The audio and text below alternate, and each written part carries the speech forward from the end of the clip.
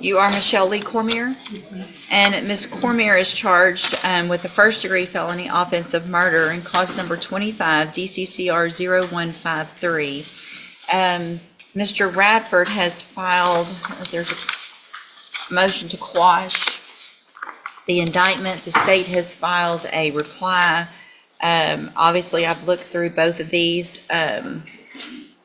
I guess I'm confused, Mr. Radford, when you say it doesn't allege the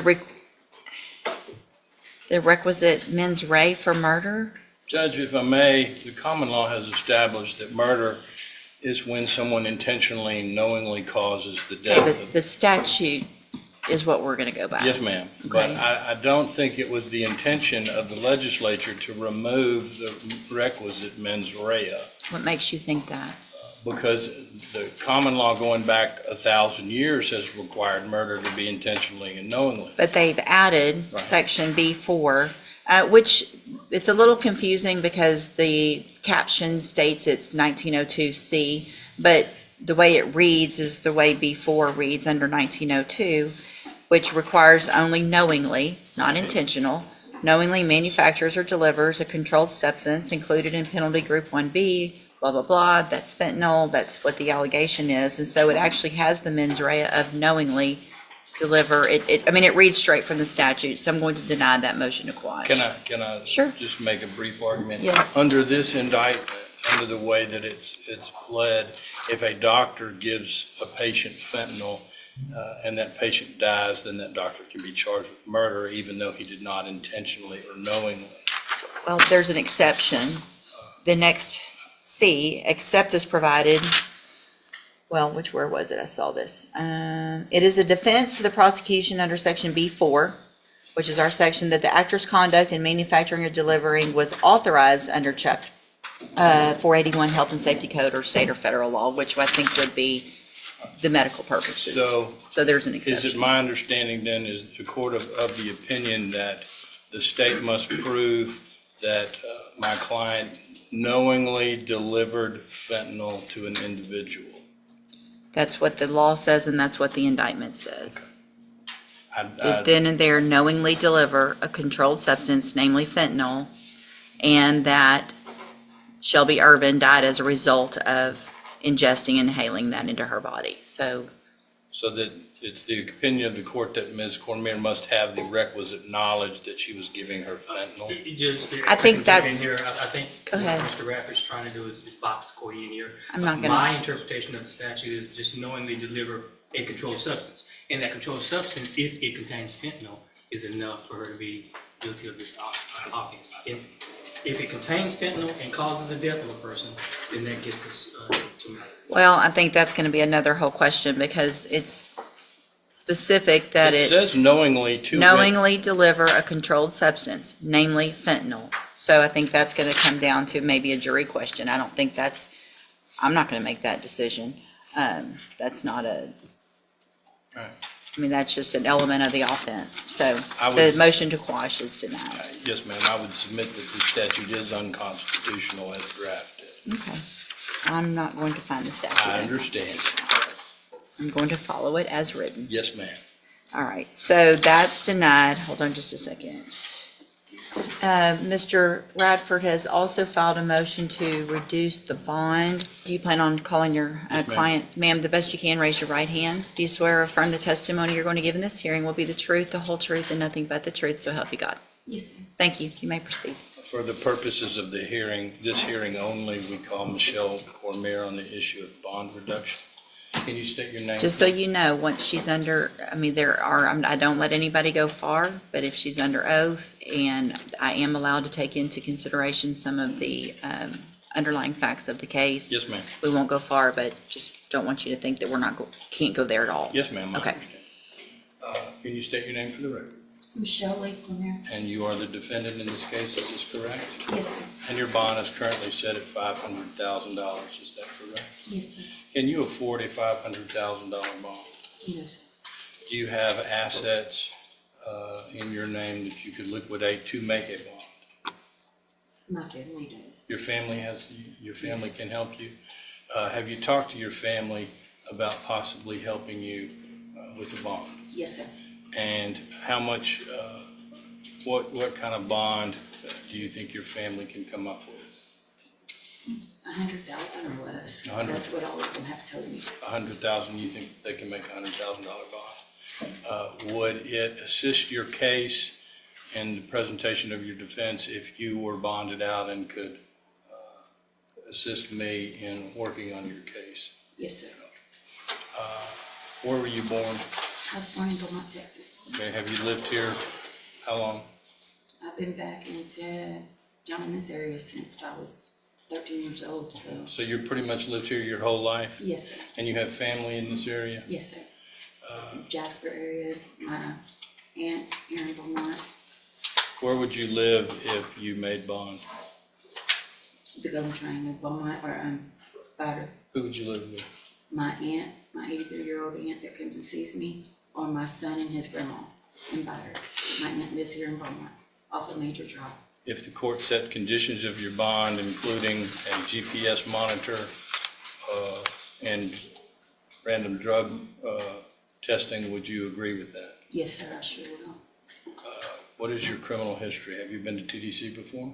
Yes, sir, I went for a burglary of habitation back in 2013. How much time did you serve? I made my first parole, and I served 2.5 on that 10 because they sent me to safety. And I successfully came off of parole July the 11th of 2023. That's a witness. I want to know, I'm trying to I think it's probably in this reply. What was Ms. Cormier in custody for Or theft, if I'm not mistaken, Judge. when this happened? Yes, Okay. ma'am. So the allegations here are that you were in custody for theft. Can I rephrase that? No, Okay. just Okay. answer her Yes, question. ma'am. In custody, smuggled in some drugs of some type in your vagina that you gave to someone else that the allegation is led to her death that had fentanyl in it. Am I correct? That's it in a nutshell, Judge. All right, go ahead, Mr. Coleman. And you don't disagree with the judge's assessment that you, in fact, smuggled fentanyl into the jail? I'm going to object to that. I think you said the allegations are what he's trying to do now is bind her into a confession. I'll move on, Judge. Thank you. While you were in jail, did you provide a controlled substance or substances to other fellow inmates? Again, Judge, I'm going to object that is not relevant at this time. I'll move on, Judge. Thank you. Where did you get those drugs? I'm going to object at this time, Your Honor, to that. I think any of those are going to go to her Fifth Amendment right against self-incrimination, Yes, Mr. ma'am. One last Coleman. question. When you were arrested on the theft offense back in November of 2024, did you have a pending felony drug case in Orange County? Had you been arrested for methamphetamine possession in Orange County? Yes, ma'am. Yes, sir. That's all I have. What's the status of that case? Do we know? Still pending as far as I know. Okay. I don't think it's been filed. But if it's orange, it could They're take- waiting on it could take drugs years. testing. Okay, anything else? No, ma'am. No, ma'am. All right, based on the criteria under 17.15, the information that I have, the nature of the offense, I'm going to deny the petition or the request for a reduction in bond. I think $500,000 is adequate based on the nature of all of those matters. All right, anything else then on this case? No, ma'am. No, Judge. Okay, we'll reset it for an announcement. Thank you. May I be excused? Yes, thank you. Judge, for the announcement purposes, I am waiting on a report from my expert, and I anticipate that will be early June. Okay, we'll just do a normal reset and we'll see where we are at that point. Thank you. You can go back with the bailiff. All right, sir, are you Howard Celestine? And Ms. Prazo, will your client waive the formal reading of the indictment in each case? Mr. Celestine, in cause number 24 DCCR 0919, you're charged with a third-degree felony offense of manufacturing or delivering a controlled substance from January 10th of 2024. That indictment alleges that you were previously convicted of aggravated sexual assault of a child, a first-degree felony, April 13th of 2009. And how do you plead to that charge? Are you pleading guilty freely and voluntarily? Yes. And because you did what they charged you with? Yes. And is that prior offense true, that prior conviction? The one that I read out, the aggravated sexual assault of a child, is that true, that is a prior conviction of yours? Yes. Okay. And cause number 24, DCCR 1549, it says count one only, but then it says a 20-year term, so it has to be count one and That's two. right, that was my intent. If it's That's 20, correct. count one and two, Yes. okay. Oh, There's only one prior, right. so that's what makes that third degree turn into a The second. second degree. Oh, okay. Sorry. So pleading on count one would only be to the underlying offense. Right. Okay, so in 24 DCCR 1549, you're charged with a second degree felony offense of aggravated assault with a deadly weapon from June 24th of 2024. The indictment alleges that same prior conviction from April 13th of 2009. And how do you plead to that charge? Yes. Again, are you pleading guilty freely and voluntarily? Yes, ma'am. And again, is that prior conviction true? And did you enter your plea of guilty in this case freely and voluntarily? Yes, Judge. And because you actually did what they've charged you with? Yes. So in cause number 24 DCCR 1550, you're charged with a first degree felony offense of murder from June 24th of 2024, and the state's elected to proceed on that count only. And how do you plead to that charge? Yes. Again, are you pleading guilty freely and voluntarily? Freely. And because you did what they charged you with? Yes. In cause number 24 DCCR 1551, you're charged in that case with the state jail felony offense of abandoning or endangering a child from June 24th of 2024. And how do you plead to that charge? Yes. Again, are you pleading guilty freely and voluntarily? Freely. And because you did what they've charged you with? In each of these cases, I have here on the computer some documents that have your signature on them that the state has marked as exhibit number 1.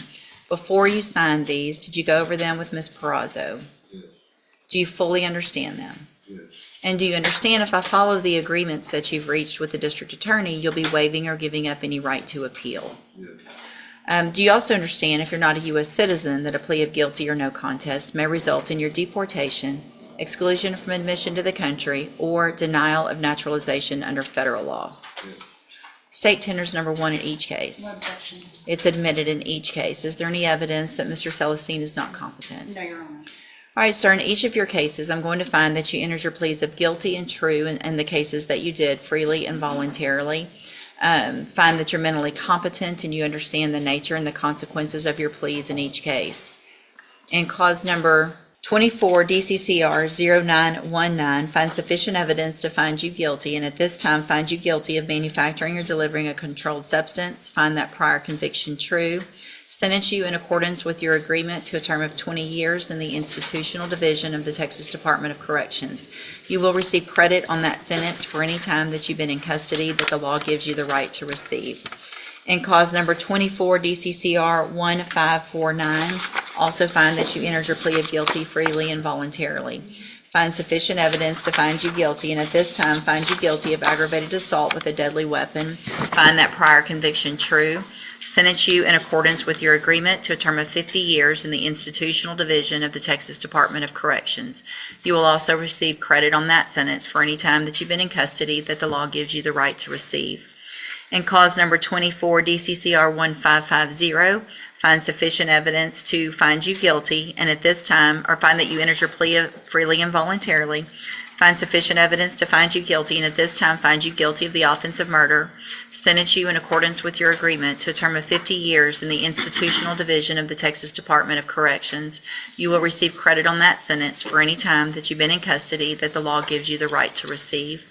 And then finally, in cause number 24 DCCR 1551, find sufficient evidence to find you guilty, and at this time find you guilty of the state jail felony offense of abandoning or endangering a child. Sentence you in accordance with your agreement to a term of 2 years in the state jail prison. You will receive credit on that sentence for any time that you've been in custody that the law gives you the right to receive. These cases will all run concurrently, which means together at the same time. I am making an affirmative finding of a deadly weapon in cause number 24 DCCR 1549. I'm handing you in all of your cases the trial court certifications that shows that these were agreements that I followed, and so you've waived your right to appeal. I have also handed you a written admonishment regarding your ineligibility to possess a firearm or ammunition. Because of the judgments entered against you, you're ineligible under Texas law to possess a firearm or ammunition. Possession of a firearm or ammunition could lead to charges against you. Firearm is a legal term. You should read the written admonishment I provide you to see what devices qualify as a firearm. If you have questions about the laws that make you ineligible to possess a firearm or ammunition, or about how long that lasts, you can talk to Ms. Perazzo. All right, good luck to you, sir. You can go back with the bailiff.